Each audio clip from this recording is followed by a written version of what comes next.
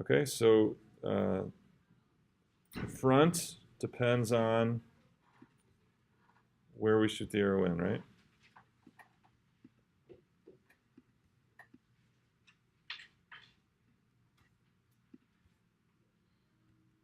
So if I turn this thing and take a look, here's looking right down the x-axis.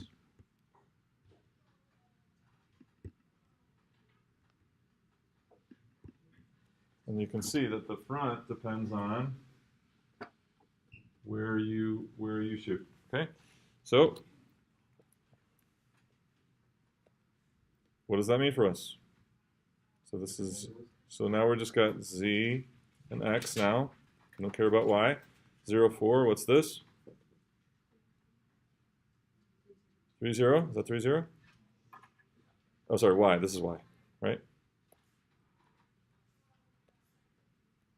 And this is 0, 1. Is that right? And 0, 0. Yeah, so it's not the two. Yeah, so this is just, now we're just taking the thing and just putting it onto the zy plane. X is gone, and so this is the yz plane, or the projection is the yz plane. So because there are two different fronts, we're going back to front. That means we split it up according to the inside integral of x.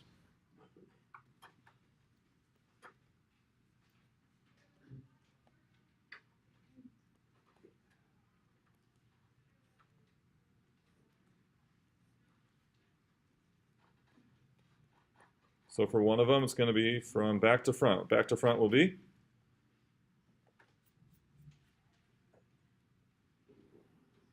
Say for one of them? 0 to x1. Sometimes, and then the rest of the time it'll be from 0 to x2. And so, and I'll just to demonstrate. So this would be written out in terms of y and z. So what is this in terms of z? x2? 2z, right? And then for x1, you'd write that whole thing out. Negative 8/9 y minus 2/3 z. Let's say thirds. That's what we'll go there. Just for clarity's sake. Just leaving it off, okay? Does that make sense? Okay, so when you go from 0 to x1, now we have the double integral dz dy. So what is that? dz, so we're doing the double integral of the projected region dz dy. So we're experts at double integrals, so now we're just do what we did before. What will dz dy be?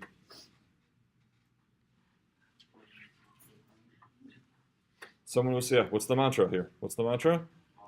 Bottom to top, left to right. So what's the bottom? 0 is the bottom when we exit out of x1. Is that right? Which is x1?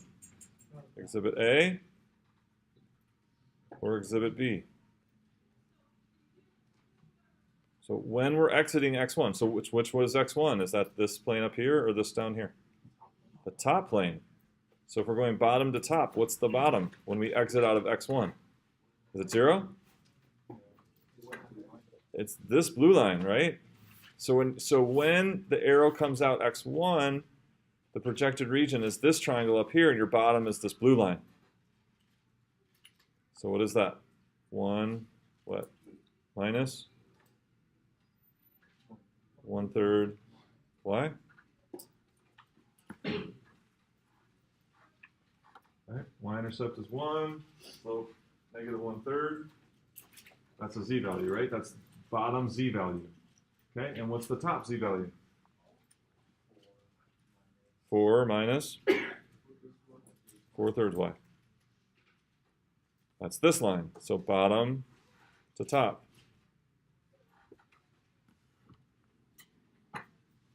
Can you finish it all now? Can you finish the whole thing? So you're going to do, what's your y?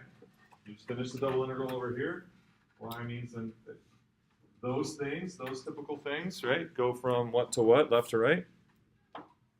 And then do the same thing for this one. Go. So you finish it.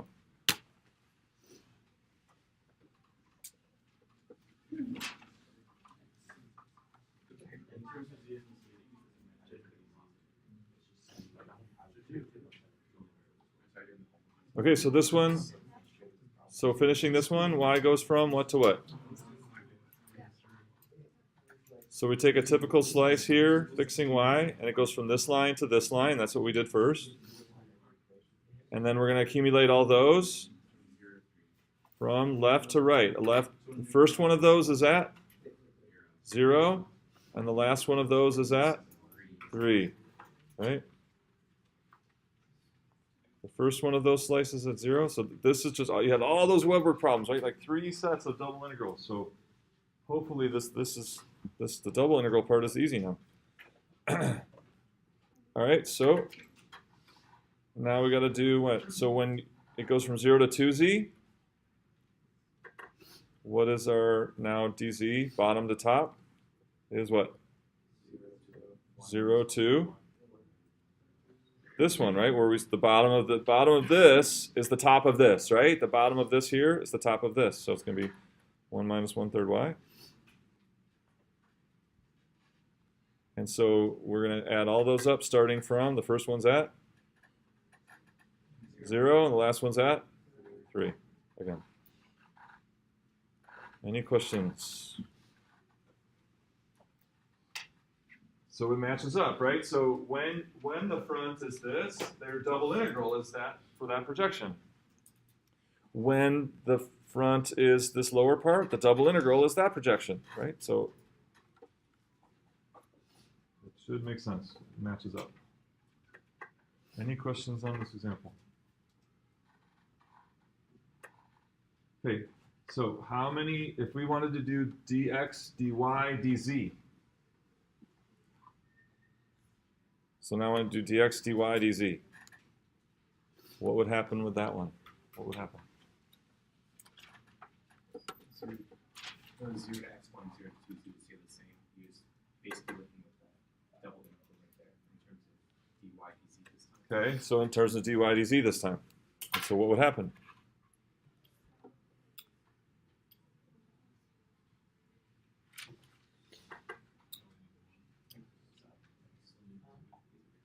So when we go from 0 to x2, which is the second one over here, down here, dz, dy, right? We're going to go from here to here, bottom to top, no sweat. What happens when we exit out of x1? Do we have to break it up again? Right, then this exiting out of x1, if you do what does they say? dy, dz, then you have to break that up further into 2 more integrals. Right there. Here.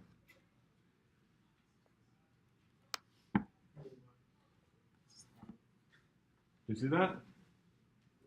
When you exit out of here, and now you're going to do it as dy, dz, then you're going to have this as one. So what changes? The left side changes. The left side will be this down here, this blue line. And then up here, the left side will be y equals 0. So you end up with 3 triple integrals, right? 2 because there were 2 different fronts. And then when you got to this front, you had to split it up into 2 because of the double integral. Okay, maybe that'll be homework, written homework for next week. But we're going to go into a different example. You just see why it should be 3. Okay, new example here. So first I want you to sketch this. So x squared plus y squared equals 4, z equals 5 minus y, and z equals 0.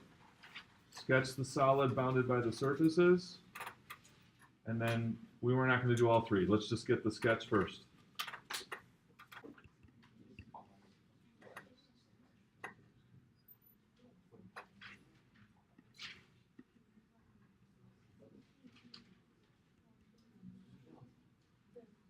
Okay, here we go. Here's those surfaces. This is what you thought.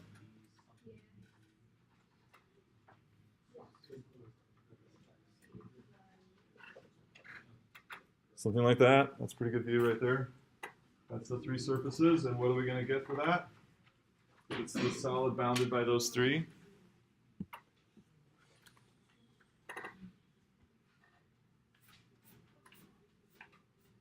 Something like that. Oh, I had a good view.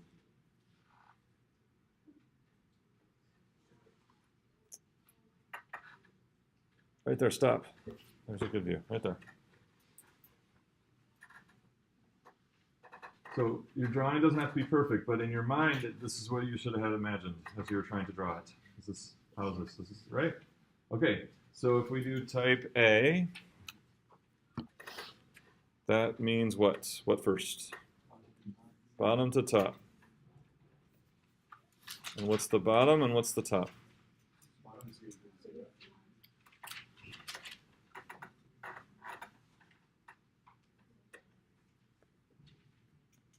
He said bottom is equal to 0. Agree with that? Z equals 0, right? Z equals 0. Top is 5 minus y. Z equals 5 minus y. And then? Double integral is for what? What is the double integral for? The projection of that thing into xy, right? Projection of that thing into xy. See if I can do that.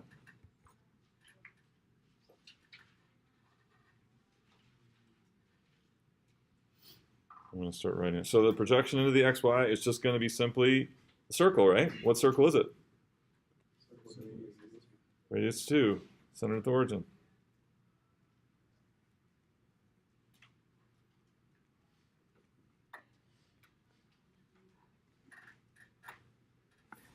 Okay, so if we did, say, type 2. So type 2 would be what? Type 2 means?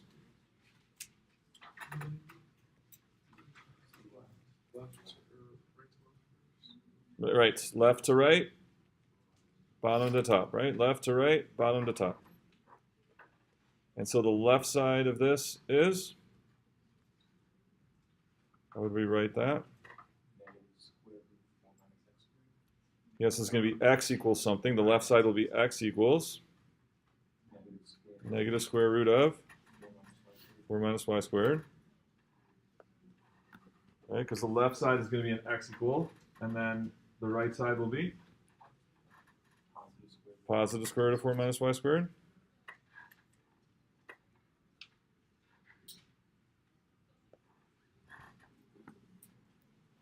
And so the typical slice will be like this across there, and then where's the first slice? We're at the bottom. Negative 2, and the last, all these slices, last slice is at 2.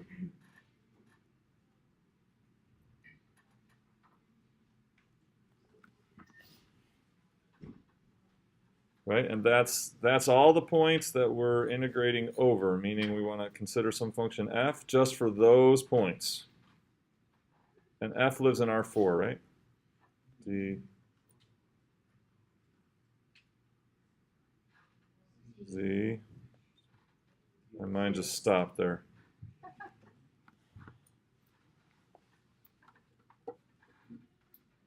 Okay, and then some of you wisely picked up on something here.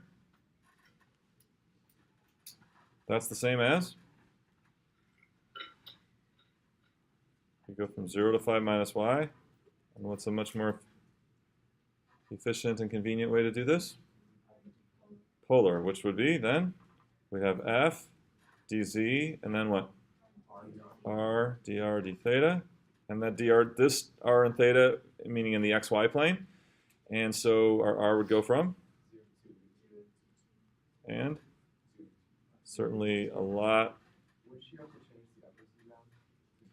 Right, so everything, so this f has to be changed into z, r, that has to be changed into z, r, and theta. And so does that then. So it becomes 5 minus r sine theta.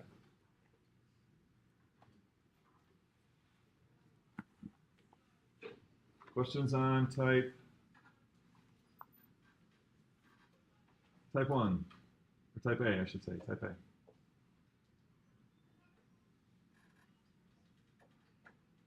Okay, now I want you to do B2.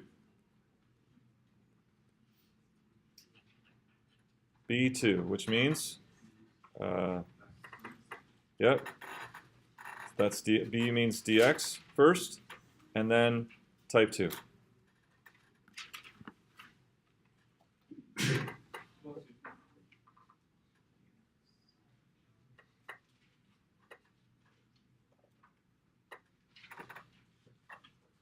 So honestly, everyone hopefully can get most of this. Make a lot of progress on this now that we're doing most of it. So B2.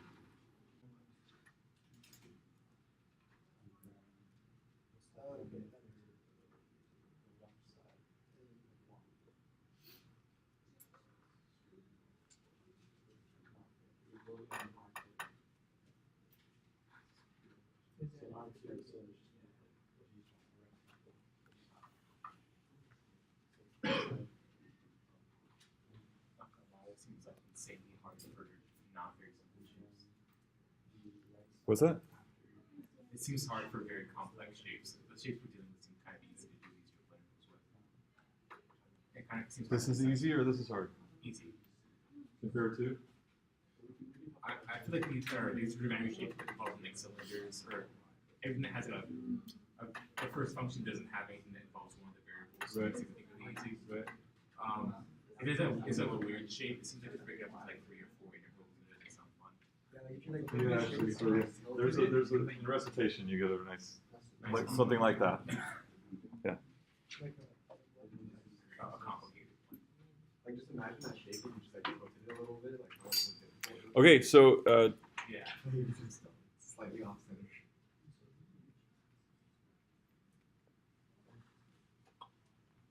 do you see that as the projection? Got that as the projection. Okay, cool. So back to front. What's the back?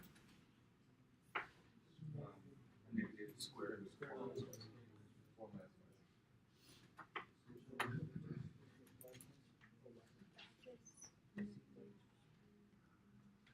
Minus to the front. Are we good? Okay, and then our double integral is going to be this shaded region. I shaded it blue there. So we're going to go, we're doing dy dz. What does it mean for us? Left to right. So the left side is?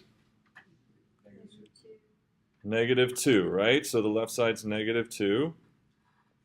And what's the right side? It depends, right? Split up. So the right, because of the right side and this double integral, that forces us to split it up into 2. So sometimes it's from negative 2 to 2. Down here, let's do the easy part first. So negative 2 to 2. And when is that? So we need these coordinates here. What? This is 5, right? So what is this here? Negative 2, 7. And 2, 3. So when do we go from negative 2 to 2? When z goes from 0 to 3. Everyone see that? So that's just the bottom rectangle. So left side goes from negative 2 to 2 as z goes from 0 to 3.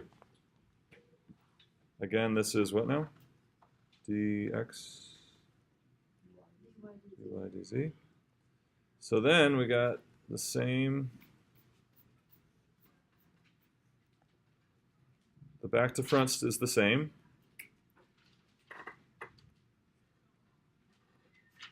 And now the rest of it is the left side is negative 2. And the right side is this thing, right? This is what, if z equals 5 minus y, then y equals 5 minus z. We've got to solve for y. We'll do 5 minus z, and that's when z goes from? He wants 3 to 7.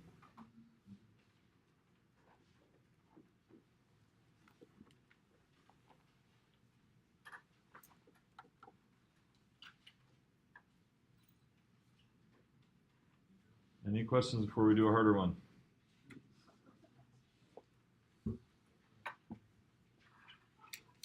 Ready for a harder one. C1.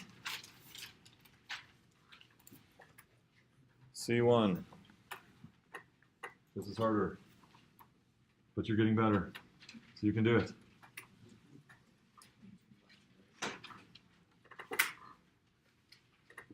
Yeah, wouldn't it be like a...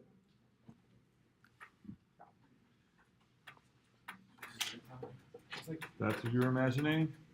That's what you should imagine for the projections. It's like that.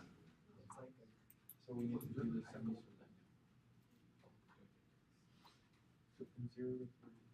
So left to right, what's the left side? What's the left side? From 3 to, what's this square?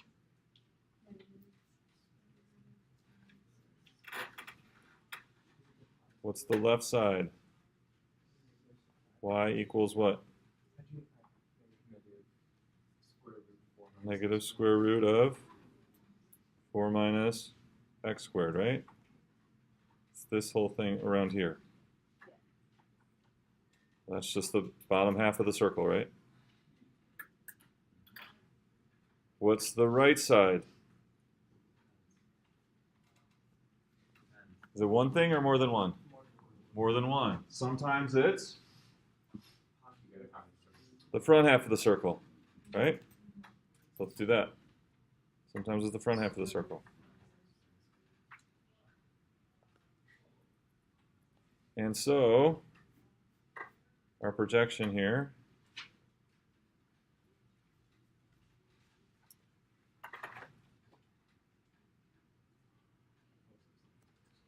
so what part of this projection is the front radical 4 minus x squared?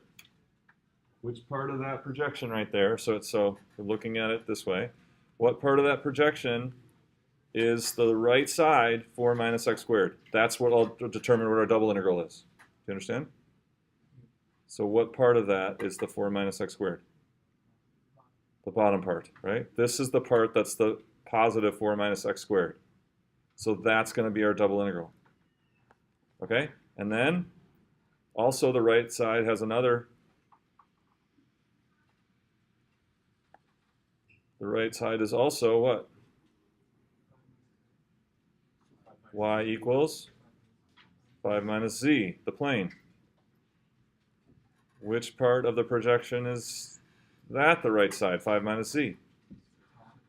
Circle. So that will be our double integral.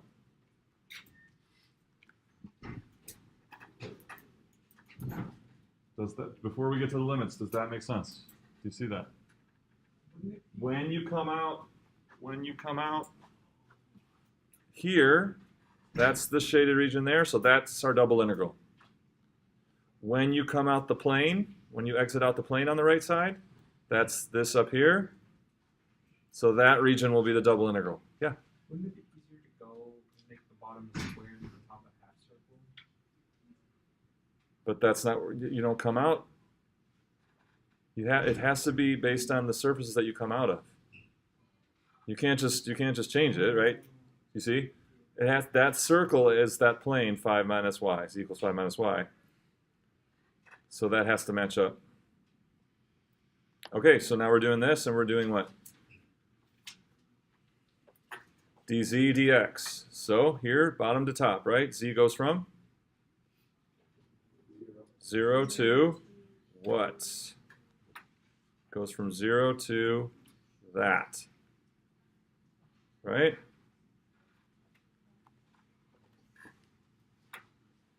So what is that? It needs to be in terms of x. 5 minus square root of 4 minus x squared. So let's see here. So we have to get the equation of that circle in the YZ plane. So what point is that right there? 0, 5.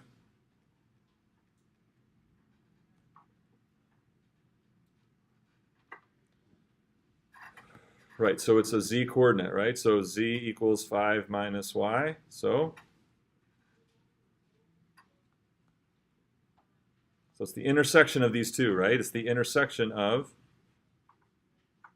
the cylinder and the plane, and it's a z coordinate. So it must be 5 minus what? y. And y is from here. So what'd you say, Ryan? 5 minus? Square root of 4 minus x squared.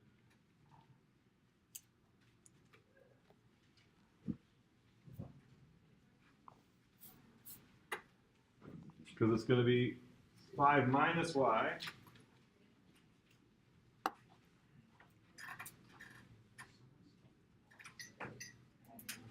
And we get there right there. And then that's from what to what? Negative 2 to 2. Okay, the other side? 5 minus square root.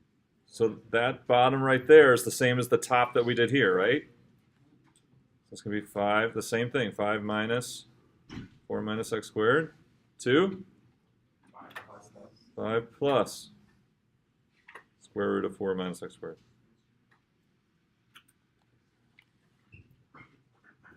That's the top of it. And that also from negative 2 to 2. Okay, I'll leave it on the board if you want to meditate and ask me on the way out.